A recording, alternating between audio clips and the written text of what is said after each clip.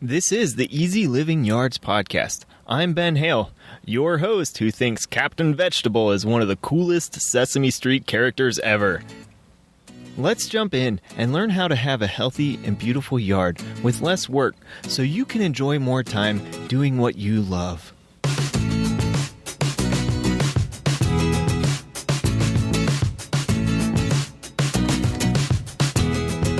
What's up and welcome to episode 31 of the Easy Living Yards podcast. Today we are talking about front yard vegetable gardening. That's right, how to grow vegetables whether you live in an HOA or wherever you live, whether it's allowed or not, how to grow them in your front yard right in front of everybody where they won't care and they'll actually think it's beautiful at the same time. Now, before we jump into it today, if you heard that intro and you're wondering what the heck am I talking about, well, you guys need to go check out the show notes right away. And before you even listen to the rest of this episode, you got to check out the link for the Captain Vegetable song from Sesame Street, circa 1983. And you just have to watch that video and revel in the sheer perfection of of the Sesame Street crew and the awesomeness they made there, because it is super cool. All right.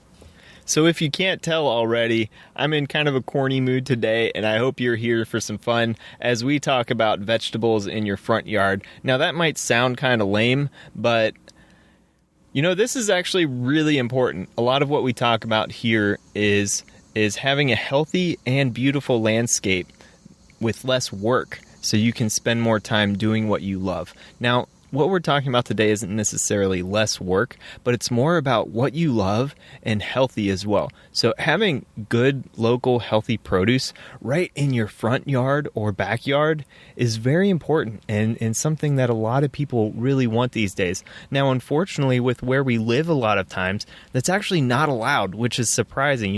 When we move into a new place, a new development, we don't always realize that there's rules in place that go against what we would like to do with our property, and that's sometimes very frustrating, and also just sometimes a little disappointing. So what I'm here today to do is help you, if you're one of those people, help you figure out how to have something of what you want, that is today healthy food in your front yard right in front of your neighbors who outlaw it potentially, and have them actually compliment you on your yard at the same time.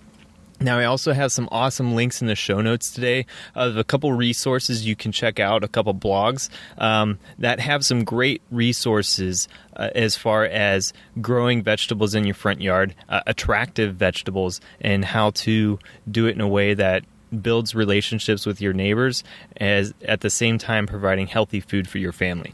What's not to love about that, right? So, well, let's just dive right in today. So, how to grow vegetables in an HOA. So, again, just to recap a little bit of what I already talked about, we want vegetables that look great in any garden bed, whether it's your front yard, your backyard, or wherever. So, these vegetables have to be ornamental, edible plants. So, that's their criteria for what I'm talking about today. So, if they're attractive and there's something you can eat off of them, then it's going to be in this group. Now, I actually compiled, when I sat down to think about this show, right away, it didn't take me long because I love edible plants. I love edible landscaping, especially when it comes to perennial plants. So that's kind of my wheelhouse, that's some of the stuff I love. And so it didn't take me long to get a list of maybe 30 plants that you could potentially grow that look attractive and also have edible elements to them. Now, of course, I'm not going to have time to talk about 30 different plants today, and some of those, to be honest, are a bit more obscure plants that most of you potentially have never heard of. And so we'll have future episodes where I can maybe introduce you to some new plants that are super cool and also edible. But today, what I want to focus on is some of the more common options that you have most likely heard of and maybe have even grown at some point in your life and most likely have eaten most of these as well. So that's what we're going to focus on today, is some of those plants that we are familiar with and that look great and you can put right in front of your house, and it actually enhances the look of your house.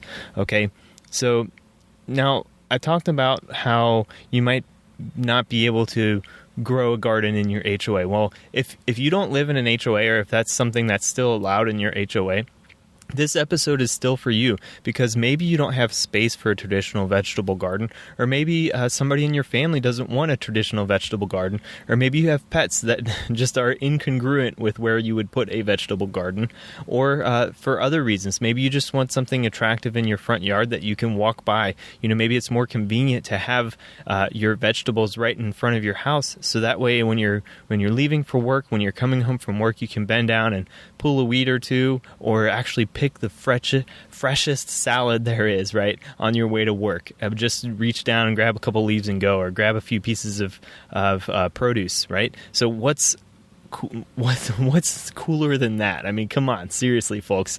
All right, so let's just jump right in. And the one other thing I want to point out is if you are one of these people that live in an HOA where it's not allowed, and maybe somebody's coming by your place and says, "Hey, what's that?" and you think it might not be good to say, "Oh, this is a such and such plant, and hey, it's a vegetable," or whatever. If that's something that might cause some problems, you can always reference it by the scientific name. If that helps just decrease tension and reduce issues with your landscaping, that's something that I would suggest you do. So instead of saying, one of my suggestions I'm going to give away, one of my suggestions is the allium family. So onions and garlic and chives. So instead of saying, "Oh, these are chives," or "This is garlic," you can say, "Oh, these are alliums. They're ornamental alliums," which is true. So this is not necessarily being dishonest. It's just using the more scientific term that might not be as widely known and might not cause a jump to conclusions and cause some problems. So that's just a suggestion if you need to use it. Okay, so let's just jump right in and talk about the plants that we're going to put in our front yard. So first, these aren't in any order, so whatever ones you like, you should plant these. And whatever ones you don't like, I would not suggest planting them just for the sake that they're edible, because what's the point of having something edible if you don't like it? Let's be honest here. So the first suggestion I have is asparagus. Now, before you say this smells a little fishy or whatever, don't run off, because asparagus is a beautiful plant, and it's usually what we have with asparagus is the spring shoots. So in the springtime, the asparagus sends up these little shoots, and that's what you see in the supermarket, is those early spring shoots right when it's starting to warm up, and you get these tender shoots that come up. They're, depending on the variety, there's a wide variety of flavors, and they can be incredibly delicious. And once they start to mature is when they start to get a little tougher, and they're not quite as appealing to eat. So I would always suggest, when you're having asparagus grown in your front garden bed, that you always save at least some of the shoots, because those shoots will mature into the beautiful wispy foliage that becomes the attractive plant of asparagus. So asparagus has this gorgeous wispy foliage that grows about 3 to 4 feet high. I'd say closer to 4 feet high, and it's this really thin, feathery fronds that come off the stems, and it just provides this beautiful texture. And it also has, when the wind blows through it, it kind of waves in the wind and has this beautiful sound, like this whispering sound that comes through it. So it's a gorgeous plant, and it creates a wonderful backdrop to your garden bed. And so I would strongly suggest, if you like asparagus and enjoy it, that you should plant this, and plant it in somewhere where you can use it for its attractive benefits, and not just some random spot in your yard. Now, there are a few things about asparagus I want to point out. First, it needs full sun to grow and thrive, and likewise it needs good drainage. So you should not be planting this where its roots will become waterlogged for an extended period of time, because it prefers good drainage, and actually it can actually do pretty well on semi-dry soils as well. So as long as it's getting some water, it should do okay. And likewise, asparagus generally needs, this depends upon the variety, so make sure you're getting a variety that's matched to your climate. Generally, it needs a certain amount of cold hours, so a certain period of cold in the wintertime or in the colder season before it can sprout up in the spring. So make sure, especially if you live in a southern climate, that you have the right variety of asparagus that can grow in your climate. And if you live too far south, it may not grow in your area. So I just want to point that out, that this plant's not, no plant works in every single condition in every single climate. So just make sure you're checking that to make sure it works for you.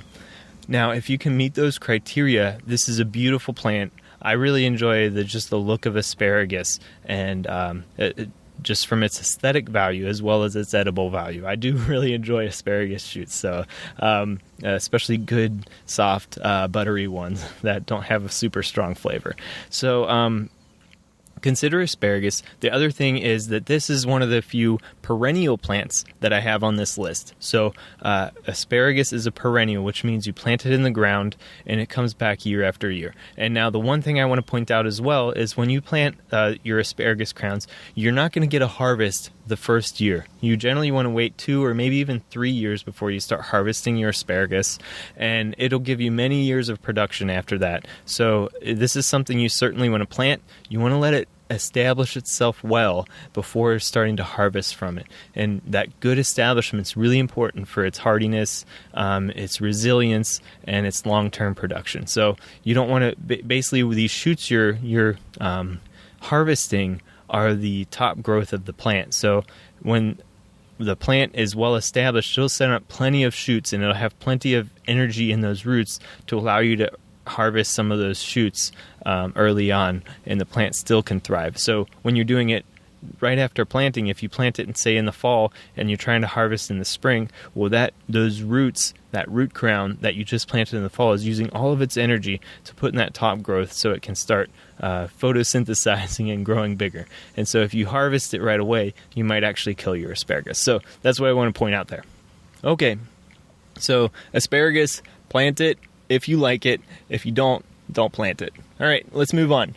Next, I have, no surprise, the alliums. I already mentioned these earlier on in the show. The alliums is a small group of various plants. So here we're talking about onion, garlic, ramps, and chives, to name a few. Now, there actually are several varieties of ornamental onions. They're grown and bred for their floral value, not for their edible value. And so they basically are grown to have these beautiful giant pom-pom flowers. I love them. I think they're great. They're really beautiful. And what I'm talking about here is consider some of the edible options instead of the ornamental options. Now, there are some nuances here that I want to point out. So whether you're talking about onions or garlics or ramps or chives or other alliums that you prefer, there's some differences between them, and I want to point those out. So first, let's talk about your root crops. So onions and garlic specifically. Of course, there's also things like shallots as well, right? So any of your root crop alliums, they require you to harvest them. So that's, in case that's not obvious, what you have to do then is dig them up at the right time of the year. And so sometimes, that's a bit of extra work. So, and it also, the more you dig, the more you can lead to potential weed issues with exposing the soil. So I just want to point that out. Generally, I talk about low maintenance landscaping here, and if you're putting edibles in your front yard, sometimes this can lead to a bit of maintenance.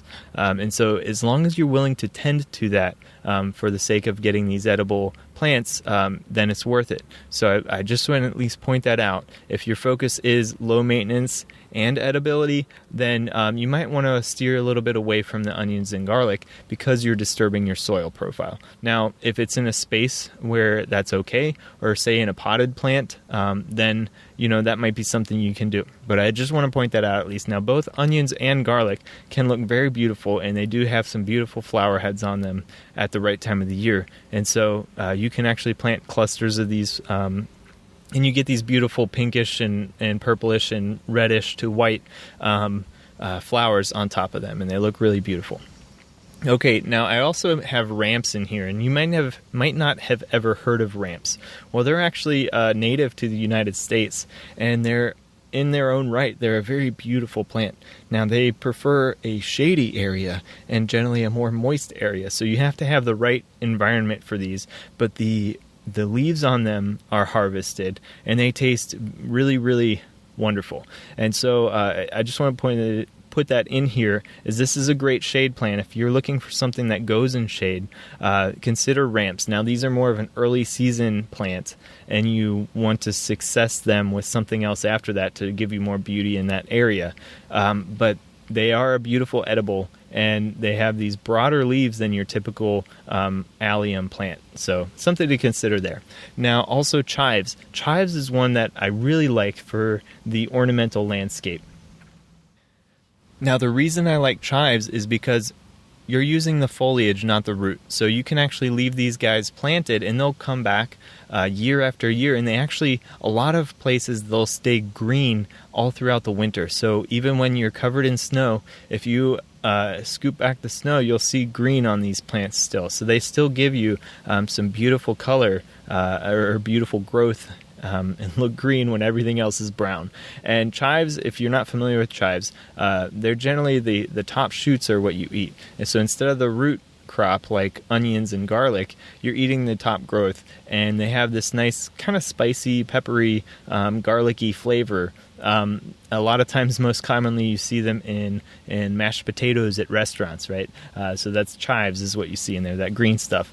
And they're also good in soups and that sort of thing, or just to flavor different dishes. So something to consider. And they also, like the other alliums, they have beautiful purplish, pinkish flowers on the tops of them that I really enjoy. Okay, so enough about alliums.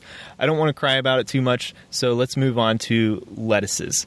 So lettuce, before you go ahead and bolt, because I've talked about lettuce here, I want to just be clear that there are a lot of very, very beautiful lettuces. And generally you think about these growing in a greenhouse in the middle of, or late winter is a really cool way to grow lettuce, right? So it's one of the earliest crops you can get, aside from some of the other greens that you can grow. And so lettuces, they don't generally thrive in hot summer, but they're more of a cool season plant. So you're talking about your early spring, and then towards the fall again, you'll kind of do another crop. And so there's a lot of beautiful, beautiful lettuces. So you have a variation of color from greens to reds, or a kind of variegated colors. So you'll have kind of like stripy types of lettuces as well. You also have a huge variety of textures. So some are very open form, some form heads. And so you can choose the lettuce that works with your landscape garden and really enhance the look of your garden with this edible. Now, I already pointed out that they're best in cool seasons.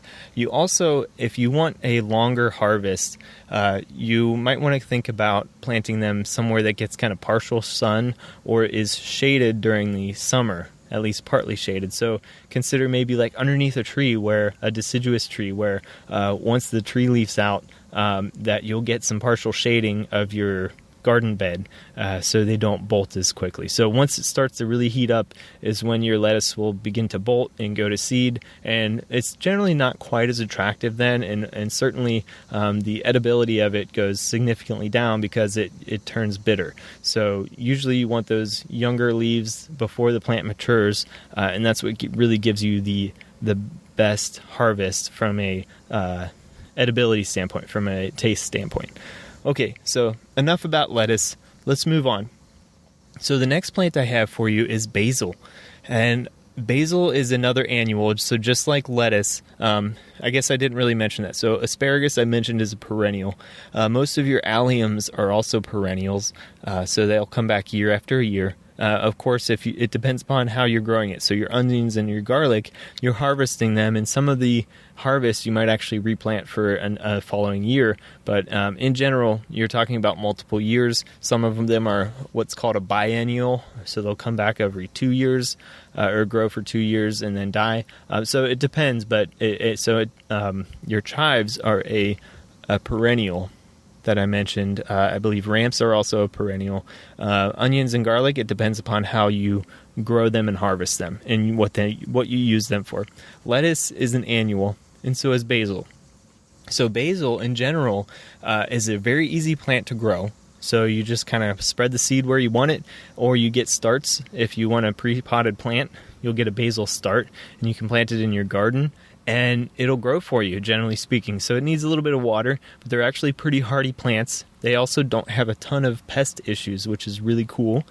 And they come in a variety of beautiful colors and textures. So kind of like lettuces, you actually have like red basils, you have some green basils, and you have some varied textures as well. Now, the one thing I want to point out with basil is generally when you select basil for culinary use, you want to really pick the right flavor, because you have these like lemony flavored basils, you have very peppery basils, and then you have like sweet basils. So depending upon the type of cooking you want it for, or the type of dish you want to use it for, you want to get the right kind of basil. Or maybe you want a variety of uses, so then you might plant a variety of basils. So don't just select your basil based on its color and texture, but also for its flavor and use.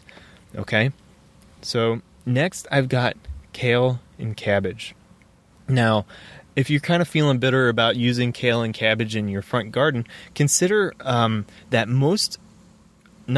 but a lot of commercial areas are actually using varieties of kale and cabbage in winter landscaping. So if you look around, you see these like big frilly, like purpley and white things that like kind of look a little crazy. Those are probably a variety of kale or cabbage. Now, kale and cabbage are very closely related along with a lot of your different brassicas. So brassicas are things like cauliflower and broccoli and kale and cabbage. Those are all in a very closely related group.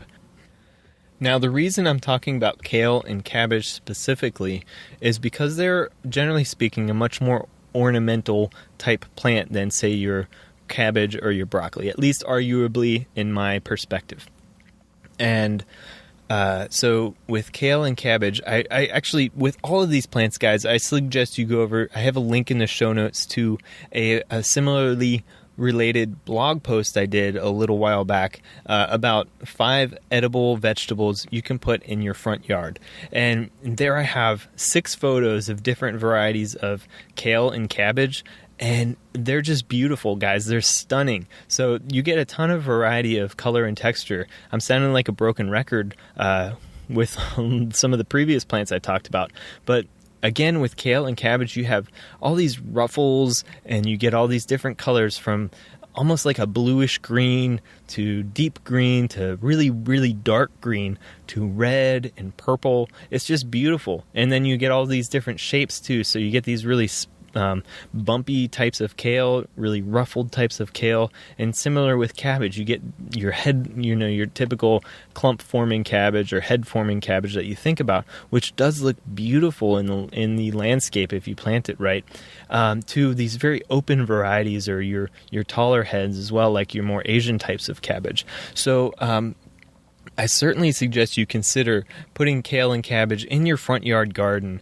and selecting maybe some of these varieties that are a bit more so-called attractive if you want to do so and you really want to kind of get sneaky about it. But of course, like all of these plants I'm talking about too, make sure you try it before you grow it. So if you just think like, oh yeah, kale's supposed to be healthy and my kids will love it, and that sort of thing, make sure you guys really do like it before if you've never had it before. It's certainly a taste for certain people and not for others, especially with kale. And if you don't like it, or if you don't know how to prepare it properly, if you don't like it raw, it's not worth planting. So I certainly suggest you only do this if you like it. Now, if you do like it, and you kids kind of like it, maybe consider having them plant it for one. So when a kid plants a plant, they're much more interested in it. So if you can get them involved in helping out in any of these plants, they're going to be much more likely to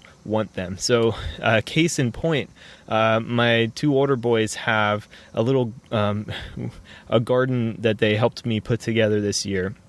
And it's done more with feeding our wildlife than it has for us, but our boys love going out there, especially with our cherry tomato plants, and checking to see if there's any fresh tomatoes, and they hardly make it in the house, especially with our 2-year-old Adam. He just loves munching on those tomatoes. And so he'll come by with a mouthful, and we know it's full of a tomato, and he'll, kind of have tomato juice dripping out of his past his chin, and just talking about how much he loves those tomatoes. So likewise, if you want to really get your kid involved and interesting, consider letting them plant it with you, and it'll help them. And calling it their plant, they really take a lot more ownership and have a lot more interest. Now, that's not to say they'll just instantly love it, but they're much more willing to at least try it. And so for kale, there's one variety out there called Dinosaur Kale, and it's got this really bumpy texture, so it looks kind of like dinosaur skin. And so your kids probably would at least love to see it. Maybe not necessarily eat it unless they actually like kale, but it's just something to consider there, to make it fun. So I've got two more types of plants here, and so the next one is chard. And so if you haven't heard of chard, basically what it is, it's another type of green, similar to your kale or your lettuce. So it's eaten very similarly when it's younger. So chard, when the shoots are really young, you can eat them fresh in salads. Now when they shoot up a little higher is when they really start to add beauty in your landscape, and they're still edible at that point, but they're generally not very palatable raw. So what you do is you kind of cook them like greens. So like cooked spinach or whatever, you can saute them in a little bit of butter, or if you're not a vegetarian, you can cook them in a little bacon grease. They taste really good, maybe with some sauteed onions that you've harvested from your front yard. And they taste really good if you can, just lightly saute them a little bit in a little bit of healthy fat, and yeah, just add, maybe a little bit of spice if you like to it, and that's it. Maybe top it with some chives, right? So chard is actually a really beautiful plant in its own right. So there's some beautiful multicolored varieties out there. So you can get like rainbow chard is a variety now that they have where you'll get different colors of seed. So basically the rib of this leafed plant comes up and is a very bright color of different variety. And then you get a broad leaf coming off of it too. So you get a clump of these ribs shooting up with these broad fan leaves on them as well. And so you get just a really beautiful plant that really pops in your garden. Okay, and the other benefit to chard is it's a relatively easy to grow plant. Now, that all said, it can be susceptible, like a lot of these plants are, they can be susceptible to some pest issues. So generally what I recommend with a lot of these annual plants is you kind of space them out through your garden. And so that gives them space and it divides them up so it's harder for pests to go from one plant to the other.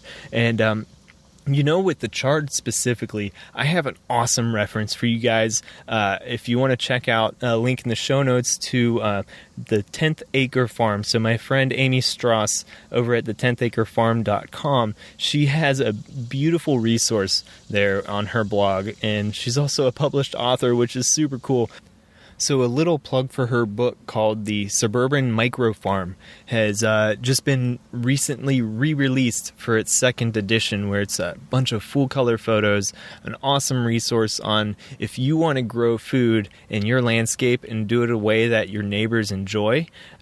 I really recommend you check out this book. Amy is a great resource, a wealth of knowledge, and she's put a bunch of that knowledge into this book. And likewise, if you want to check out a lot of detailed information, you can go over to her blog at 10thacrefarm.com. And there specifically in the show notes, I have a link to an article she did on growing Swiss chard in her front yard and how much her neighbors loved it, and also just a little sneak preview, another plant to grow with it to help reduce pest issues with Swiss chard specifically. So go check it out. And again, also really consider growing chard in your landscape. It's a beautiful plant. It's a lot of fun, especially, again, like I mentioned kids earlier.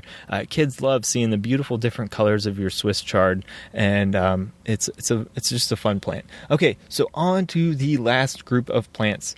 So, squash and melons, all right? I really think, before you say not in a million years, just consider growing squash or melons in your front yard. So, why do I even suggest this, okay? Well, let's talk about some of the attributes of your squash plants and melon type plants. So generally speaking, these are big sprawling plants, either vining or just kind of sprawling across the ground. They have giant leaves, so these big, beautiful fan-shaped leaves. And the melons specifically have fig-like leaves. So fig leaves are these big, wide-open kind of fingered leaves that are prized in a lot of Mediterranean type landscaping, and so they have that similar, just a very unique looking leaf. Now again, if you plant pumpkins, for example, you have your built-in fall decor growing right on your plant, right in your front yard, and similarly to a lot of those squashes that are considered ornamental. So they have a lot of beauty that they bring to your landscape. They fill the space wonderfully. So if you have a big gap of space and you want to fill it with some kind of like mounding texture, or you have a trellis that you want to vine something up, consider squashes or melons. And likewise, they have beautiful flowers on them as well. So anything from small yellow flowers to these big giant orange flowers, depending upon the plant you get. And of course, the wonderful yield you get with a bunch of melons or squashes is something to enjoy at the end of the season. Now, one caveat to this I want to point out, especially if you consider something like a zucchini or a summer squash, that these things sometimes can really produce. And so you got to make sure you're around enough to harvest them at an appropriate time, or else you're just going to end up with like massive amounts of zucchini, for example. So awesome plants, but make sure you're ready for them as well. Now, that's pretty much a wrap. So for all of these plants, if you're really interested in them, I suggest you do a little bit of research to understand, okay, what are the garden pests I have to be aware of? What's the level of maintenance I will need to do with these plants? And what's the right amount of care? So, I kind of just talked about the ideas, but I didn't talk about a whole lot into the specific details of each plant because it can go really deep. Now, if you're not a typical gardener, right? Maybe you consider yourself to have a brown thumb. Well, here's what I suggest then. Instead of doing tons and tons of research, just get something you like and throw it in the ground, okay? Now, here's an example. I love gardening, but I don't have the time to garden right now. So with 3 little kids under the age of 6, life is pretty hectic. Running a side business called Easy Living Yards, a long time working full-time at a full-time job, and also trying to spend some quality time with my family, it's very difficult to have a highly productive vegetable garden right now. That said, we do have a garden, and it's not high yielding, but it's fun, and it's educational, and it is nutritious. And so what we've done is we took some plants, we threw them in the ground, and I'm speaking a little bit, a little bit of hyperbole there, but almost quite literally, we put them in the ground quickly when we had the time to, not at the right time of planting, and we've gotten produce. And so we don't have a giant yield. It's not something we can, store away for winter or anything like that. But the kids are having fun with it. They love it. They love going in there, even just to pull weeds in our garden. And they love going in there every day to check out what's going on in the garden. And that's important. So if you guys consider yourself not to be a huge gardener, this is a little daunting to you, I suggest you just try something. Just do it. Don't expect, major rewards. That takes time, that takes practice, but just keep trying and you'll get there. Gardening is a hugely rewarding experience, and it's something I believe that everybody should have the right to do. And so that's why I gave this episode today, is because even if you live somewhere where it's discouraged, you can still do it.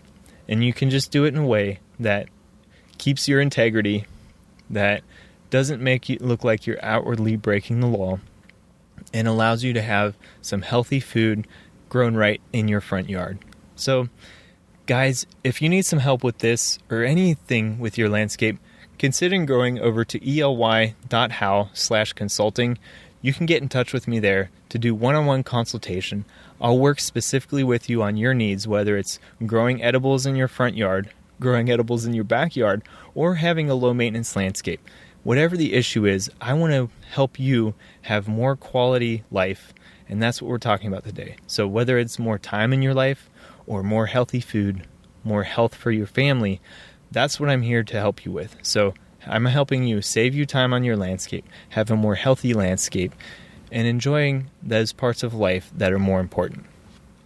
Again, make sure you go over and check out the show notes. I have a link to the Captain Vegetable song, which if you haven't ever heard it or you don't remember it from childhood, I can't imagine if you ever heard it why you would forget about it.